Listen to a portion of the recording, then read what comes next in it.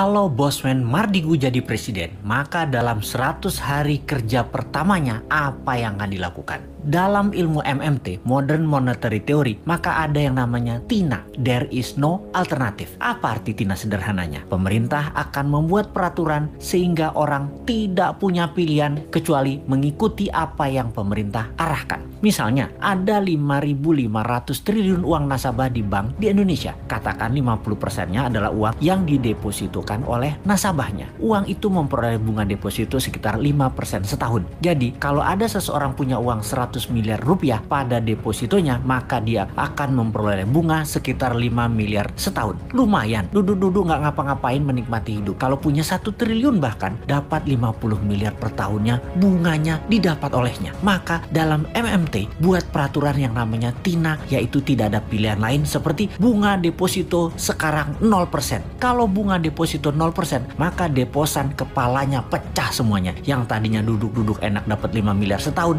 tahu-tahu dapatnya 0. Maka uang tersebut bakal ditariknya keluar. Maka pilihannya kalau dia kirim ke luar negeri tanpa underlying transaction atau tidak ada transaksi hanya pindahin uang, dia akan kena pasal flight capital, penjara 5 tahun. Keluar uang dari Indonesia harus ada masuknya atau transaksinya, misalnya beli alat produksi atau apapun yang bermanfaat. Kalau mau deposito di luar negeri, tukar mata uang asing, flight capital, penjara 5 tahun. Apa yang terjadi kalau TINA diterbitkan regulasinya? Sementara dari 5.500 triliun, setengahnya adalah deposito yang tidak berbunga. Maka uang tersebut mendadak bisa keluar dari bank dan masuk ke sektor real. Jadi pabrik, jadi hotel, jadi kafe, invest di UKM, dan uang yang 2.000 triliun rupiah itu atau sama dengan APBN mengalir deras ke sektor ekonomi produktif. Ekonomi Indonesia dalam semalam akan berputar. Makanya jangan pilih Bosman jadi presiden.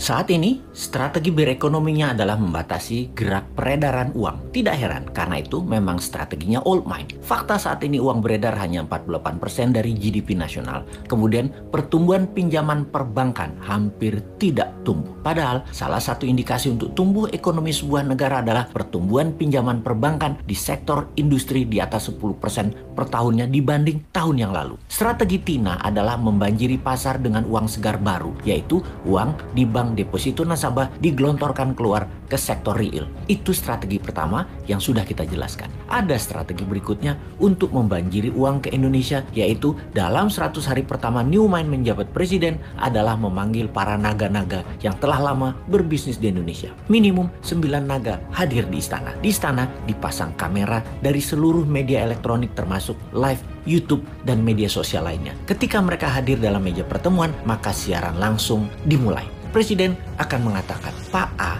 menurut data di kantong saya, Anda dan keluarga yang telah 50 tahun membangun bisnis di Indonesia memiliki uang tunai di negara lain lebih dari 10 billion dolar atau 150 triliun rupiah. Kapan uang itu balik ke Indonesia? Maka si A mengatakan, 24 bulan lagi Pak. Maka Presiden akan mengambil pasportnya dan berkata, tak pinjem pasportmu 2 tahun ya, sampai uangmu masuk balik ke Indonesia. Oke, Pak F, berapa lama uangmu dan keluargamu yang di luar negeri itu akan masuk balik disimpan di Indonesia? Maka F menjawab, wah belum tahu Pak, harus saya hitung dulu. Maka Presiden akan mengatakan, baiklah kalau begitu kita pinjem pasportnya ya. Juga kita belum tahu berapa lama paspor ini kita pinjemnya. Pak B, berapa lama aset tunaimu yang di luar negeri akan balik ke Indonesia? Pak B menjawab, 1 tahun. Baik, 1 tahun pasportmu tak pinjem ya. Kalau mau berobat ke luar negeri, ngapunten loh ya, Anda belum bisa dulu. Berobat di tanah air aja dulu. Atau mau kunjungi anak, saudara, mau tinggal atau jalan-jalan wisata ke luar negeri, belum bisa dulu. Jadi wisatanya di dalam negeri aja, sampai uang di luar negeri balik dulu ke tanah air, nggih. Janji suci kalian ini disaksikan seluruh rakyat Indonesia loh. Anda ini pahlawan ekonomi kalau balikin uang tersebut ke tanah air yang akan membantu ekonomi dalam negeri.